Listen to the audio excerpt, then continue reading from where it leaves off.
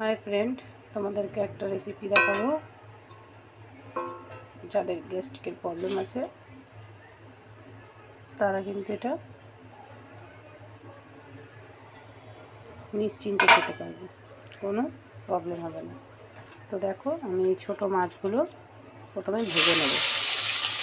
তেলে অল্প তেল দিয়েছি, দিয়ে সব ভেজে নেব হালকা করে, বেশি না। এগুলো ভেজে হালকা করে তুলে নিয়েছি। এবার এর মধ্যে একটু কালো জিরে ফোড়ন দেবো,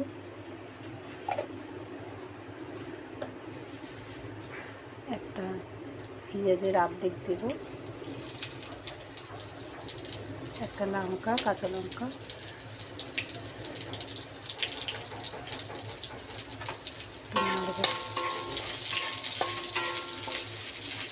দিয়ে